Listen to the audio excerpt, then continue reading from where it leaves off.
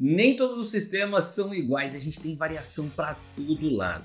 Mas é fácil da gente ver que sistemas mais antigos eram menos permissivos e mais brutais com os nossos jogadores, que era necessário que o pessoal tivesse muito mais astúcia do que simplesmente poderes dos personagens. Hoje o que eu quero fazer para vocês é trazer um pouquinho de conhecimento. A gente vai dar uma olhada um pouco nas regras do livro de jogador do AD&D que eu tenho aqui na minha frente. A gente vai dar uma olhada na diferença que existia entre a gente fazer um guerreiro lá atrás, como era feito no AD&D, e também a diferença que a gente teria para fazer um no quinta edição, comparar os dois e depois trazer também um sistema que procura atualizar o AD&D, trazer ele para os tempos modernos, mas que permite que você jogue algo que não seja exatamente uma quinta edição ou até um Pathfinder ou um Tormenta 20, onde os personagens têm muito poder. Claro que eu estou falando de Old Dragon, mas depois a gente vai ver esse sistema aqui. Primeiro eu quero trazer para vocês um pouquinho aqui do AD&D, para a gente poder mergulhar nessa nostalgia e nesse livro que, peço desculpas, mas está acabadíssimo aqui. Mas bora lá!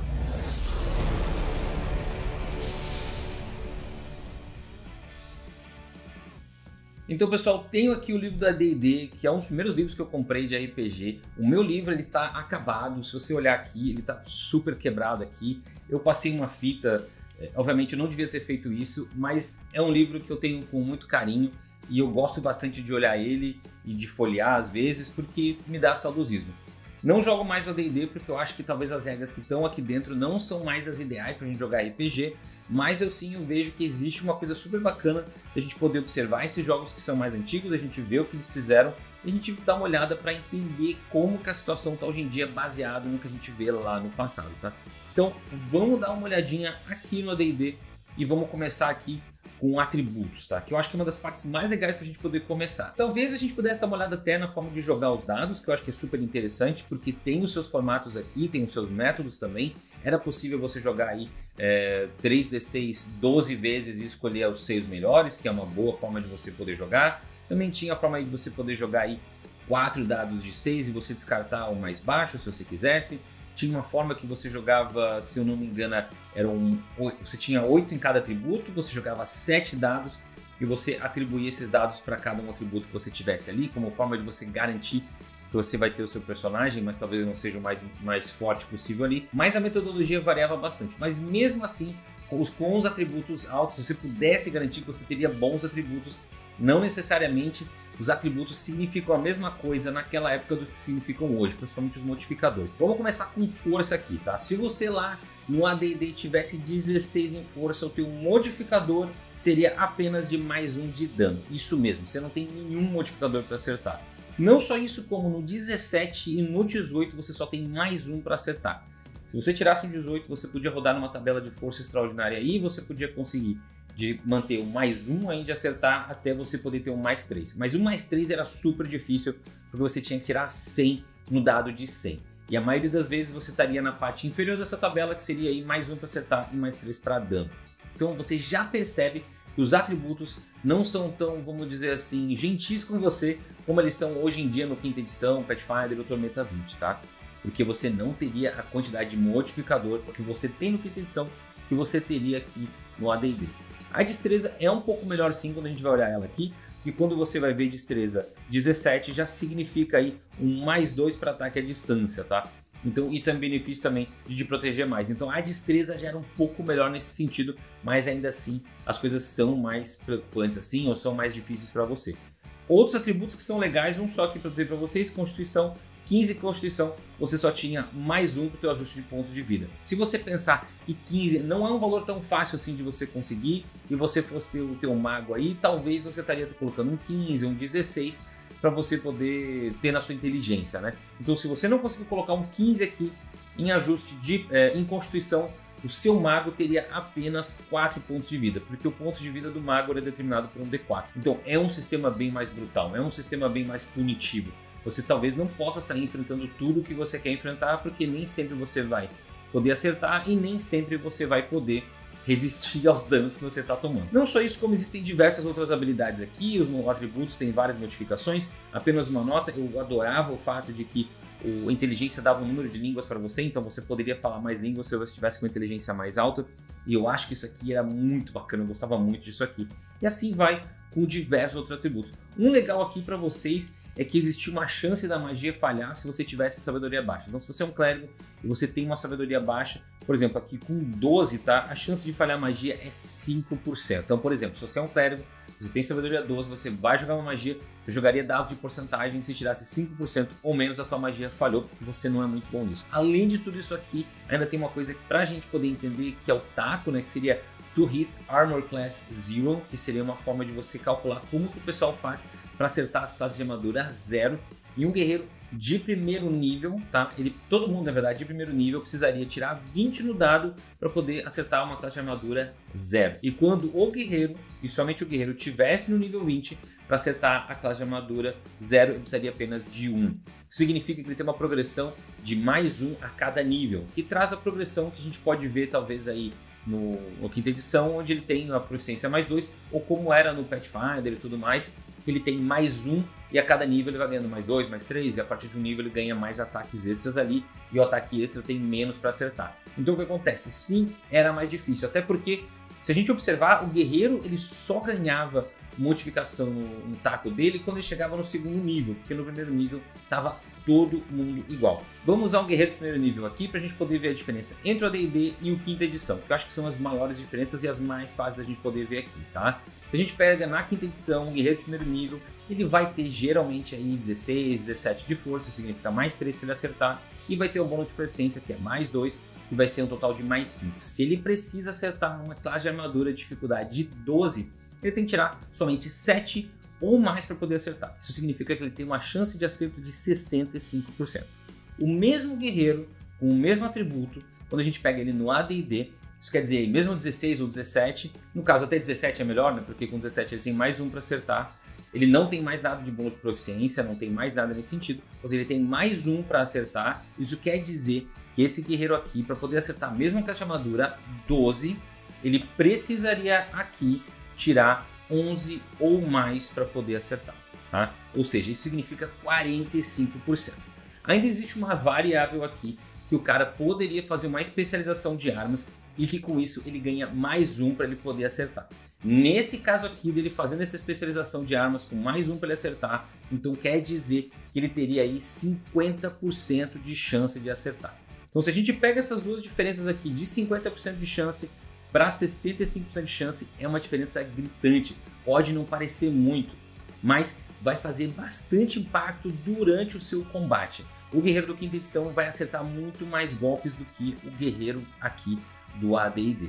Então essa diferença ela mostra como o sistema era muito mais brutal, como não era tão fácil assim de você poder fazer a sua aventura, como não era tão fácil de você poder enfrentar os seus inimigos, e que geralmente você não estava saindo enfrentando todo mundo, que você não estava indo para cima, enfiando a porrada em todos os inimigos que apareciam, porque você poderia acabar tendo aí um probleminha na sua mão, porque você poderia estar enfrentando algo mais forte do que realmente você. Eu sei que houve uma tentativa de ajuste agora, na última edição, ou seja, quando foi para o 5.5, o pessoal mudou a forma dos encontros, mudou a forma de você calcular, colocou as coisas mais difíceis, porque todo mundo falava aí que os personagens do quinta edição estavam muito poderosos, não só da quinta edição, como também os outros jogos aí, o 3.0, 3.5, Pathfinder, o Tormenta 20. Então houve um ajuste aqui para que isso pudesse acontecer e esses personagens tivessem mais dificuldade nos seus encontros. Mas é inegável a gente ver que existia muito mais dificuldade quando você jogava um sistema como o AD&D do que como você joga o quinta edição. Mas eu acho que existe uma excelente ponte entre esses dois sistemas.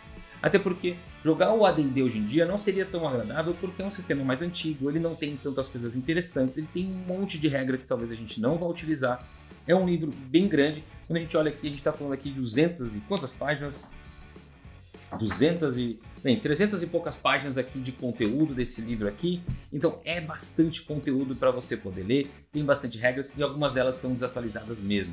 Então existe sim uma ponte entre esses dois sistemas, uma forma de a gente jogar numa vibe bem mais das antigas, com mais preocupação, um sistema que seja mais brutal, que não seja tão permissivo, mas que mostre essa dificuldade das magias, essa dificuldade que existem aí dos pontos de vida, essa dificuldade que existem dos monstros, mas que não é um sistema que vai ser ruim de jogar. Olha que eu tô falando de Old Dragon, então a gente vai dar uma olhadinha no Old Dragon, vou abrir o livro aqui para vocês, a gente vai ver o que tem dentro, a gente vai ver, hoje a gente vai dar uma olhada aqui nesse livro aqui, a gente tem vários outros pra gente poder dar uma olhada, mas hoje vamos ver só esse aqui.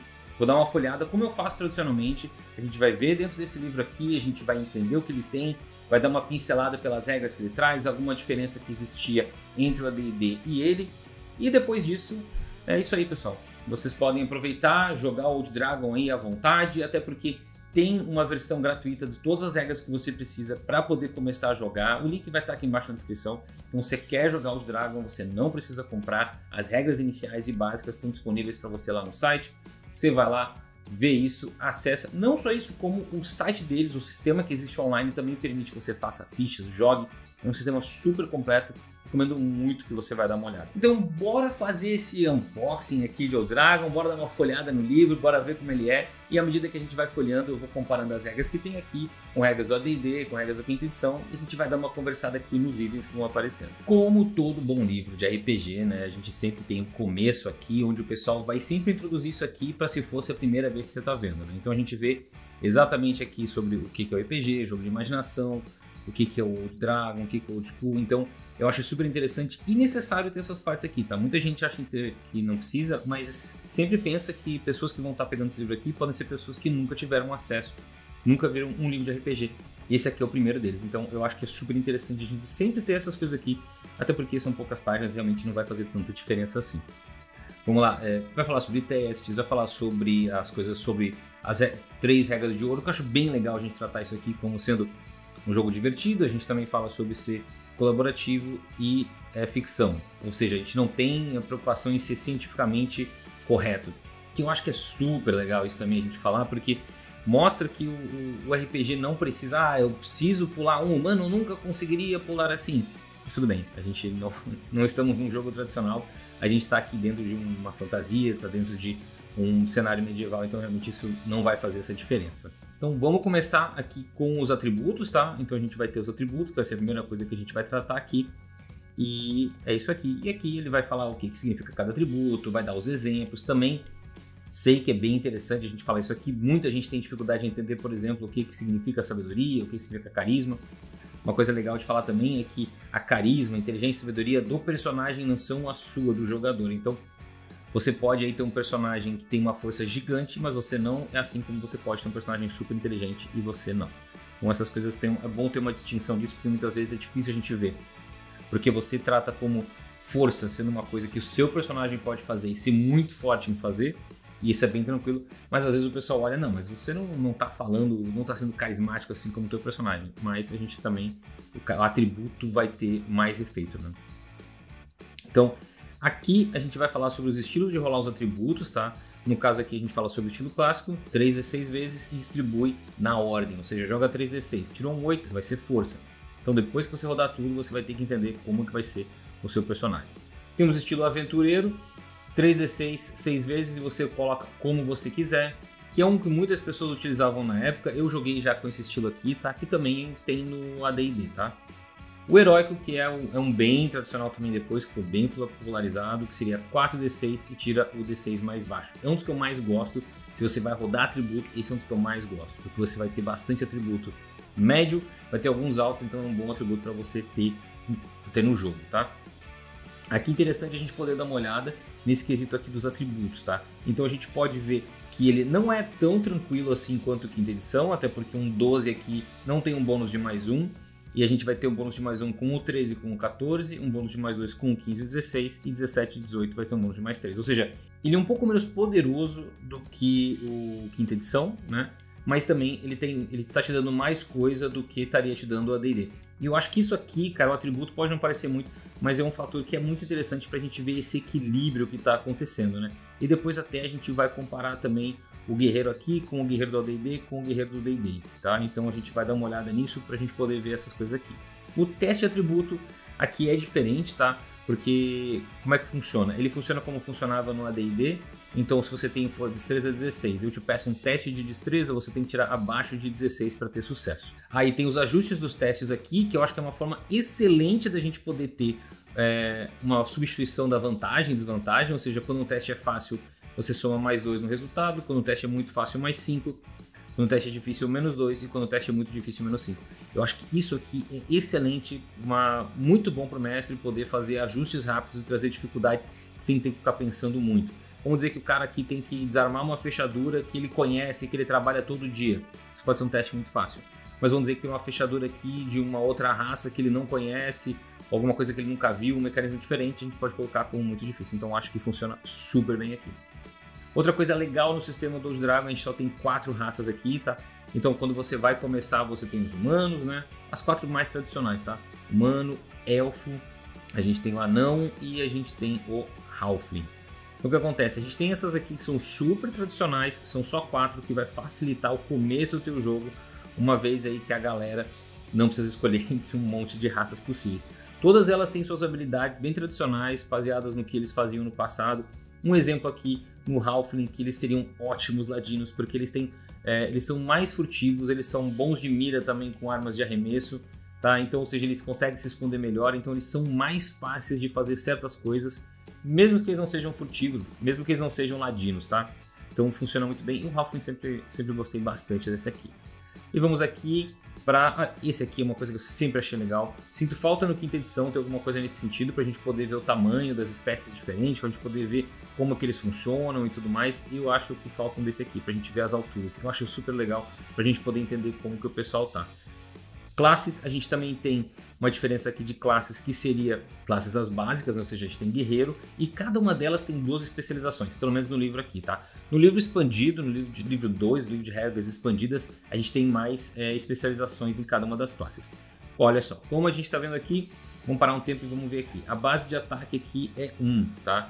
Então, se a gente tem aqui um guerreiro com força 16, tá? Ele tem mais 2 para acertar, com a base de ataque 1, ele tem no total mais 3 para acertar, tá? Então o que acontece é o seguinte, tá? Ele vai fazer o quê? Ele vai jogar uma jogada de ataque, um jogo de 20, e se ele tiver que acertar um inimigo que tem classe de armadura 12, ele precisa de 9 ou mais para acertar. Então o que significa esse 9 ou mais aí? Significa que tem 55% de chance de acertar. Então a gente tem uma diferença, se eu estou lembrando bem certinho, de 65% para 55% para 45%.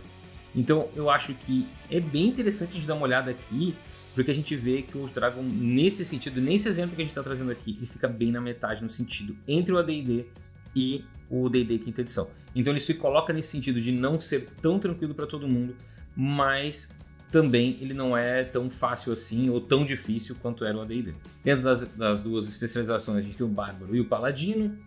Aí vamos aqui para o Clérigo, né? O Clérigo tem suas jogadas de suas magias aqui. Lembrando que o Clérigo, ele tem o Afastar Mortos-Vivos, mas o que acontece aqui é que o Clérigo não tem truques, né? Então ele só tem as magias que ele pode lançar aqui. Druida, Acadêmico, temos o Ladrão aqui. Ou seja, são as 4 classes básicas que a gente tem aqui, né, gente? Com todas as suas habilidades, os talentos que ele vai utilizar, os talentos de Ladino aqui. E depois desses testes de talento de Ladino, você vai ver que se você for um Halfling, você seria excelente como Ladino. Especializações Ranger ou Bardo. O Ranger faz muito sentido ser especialização de Ladino, tá? Até tem um combo que a galera usa, que é um Ranger com Ladino no quinta edição.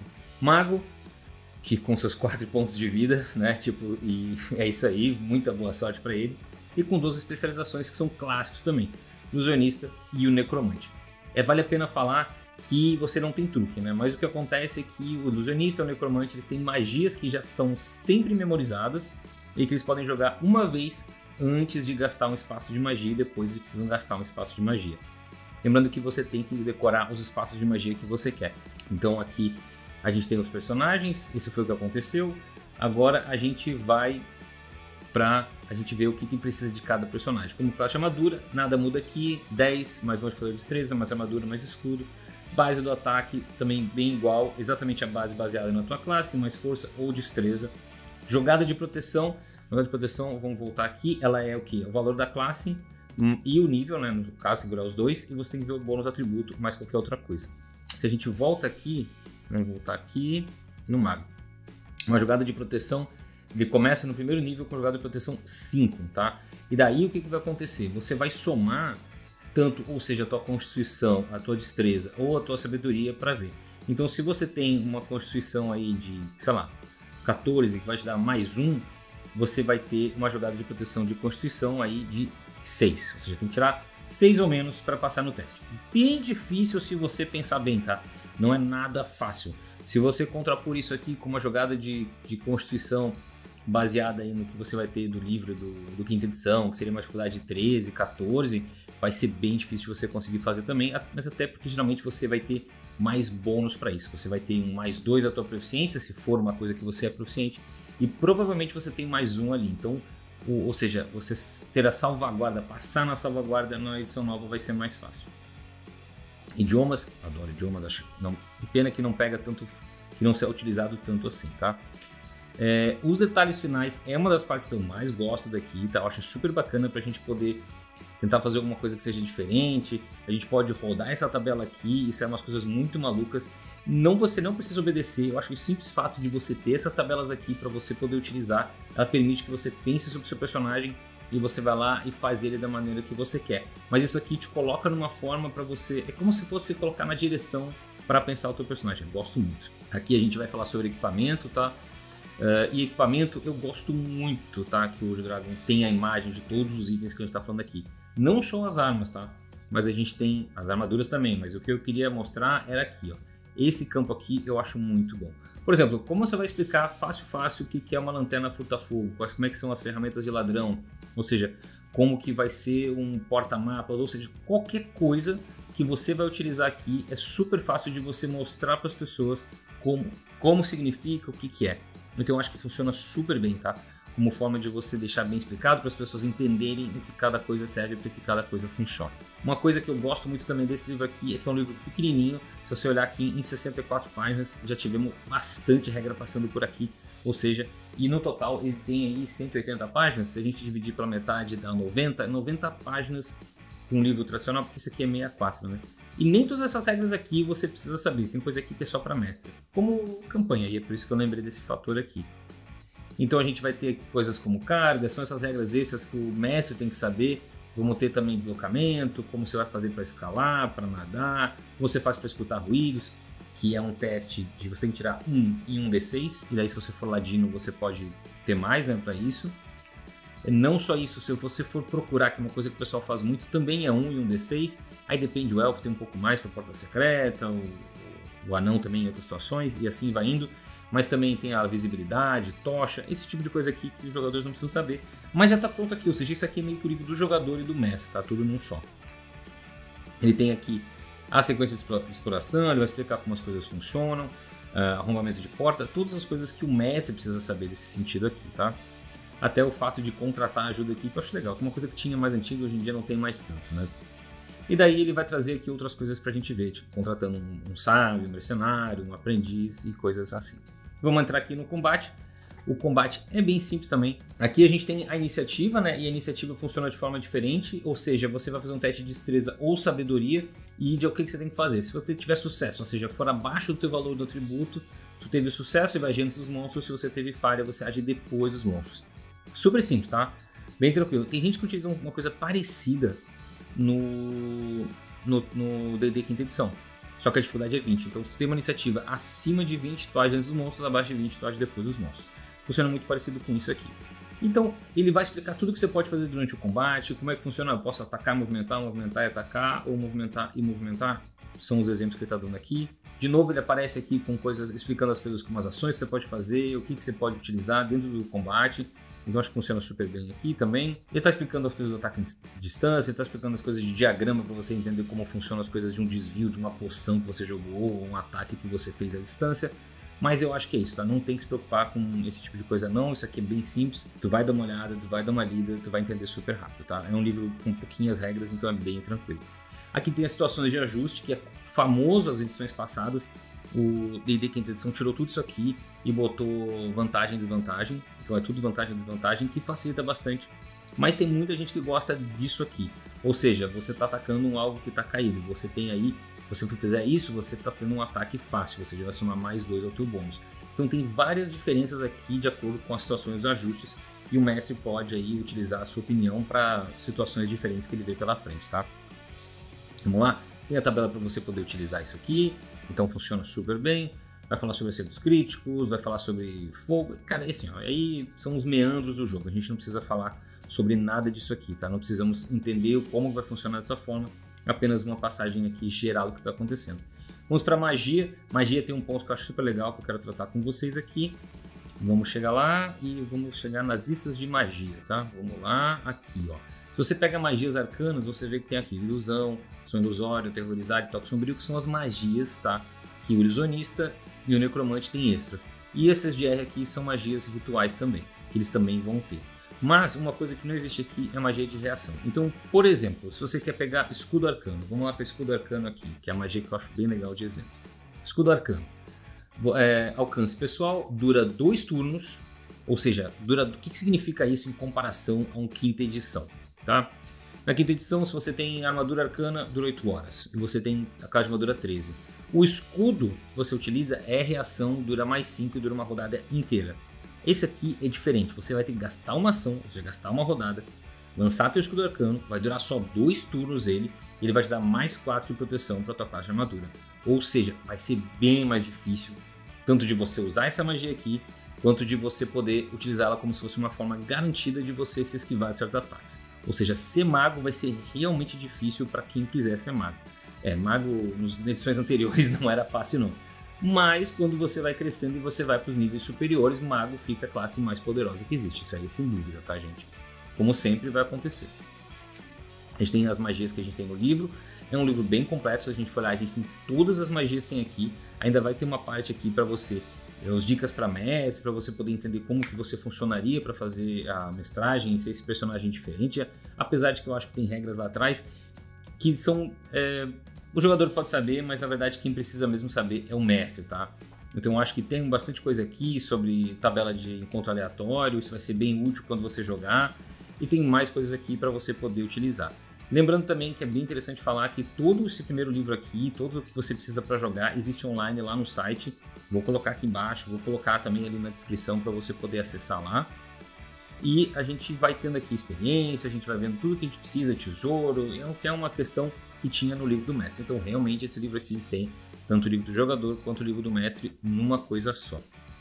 Gente, e é isso, a gente vai se aproximando aqui para o final e a gente vai vendo que é um livro bem tranquilo, bonito, bem diagramado, as coisas estão tranquilas, tem bastante informação, tem bastante coisa para você poder ver aqui em cima. Tudo que você precisa para jogar está aqui, porque ele tem o quê? Ele tem também monstros que estão aqui, ou seja, se você quer começar uma campanha, você pode começar só com o que você tem aqui e você já consegue fazer. Não são tantos monstros assim, mas são os tradicionais como Bugbear, Dragão, Esqueleto, Cubo Gelatinoso, um Gol. Você pode fazer muita coisa com os monstros aqui. Um Goblinzinho, gostei desse arte do Goblin, hein? Gigante, Hobgoblin, esse tipo de coisa que está aqui que vai ser utilizado para enfrentar os seus personagens e já vai dar bastante trabalho para eles. Então o que você precisa para começar tá aqui. Aí se você quiser se aprofundar, quiser mais coisa, quiser ver o que mais tem, você pode pegar os outros livros que eles têm lá. Então pessoal, era isso. Apresentei hoje aqui para vocês o Old Dragon. Lembrando que tem link aqui embaixo para você poder conhecer o sistema com as regras gratuitas que tem lá. Não só isso, você pode jogar também lá, pode fazer sua ficha. Tem um monte de coisa para você poder fazer no site. Aproveita bastante. Coloquei os links aqui embaixo para você poder ter acesso. No mais era isso. Espero que vocês tenham gostado bastante. Se você quer mais vídeos como esse, quer que a gente fale de outros sistemas, quer que a gente traga outras coisas para vocês, coloca pra gente, coloca nos comentários. Além de tudo, se eu falei alguma besteira aqui, porque talvez a minha memória não está muito boa, eu me confundi algumas coisas, coloca aqui nos comentários também. Vou adorar conversar com vocês, discutir e a gente poder trazer nossas ideias. No mais, muito obrigado e a gente se vê no próximo vídeo.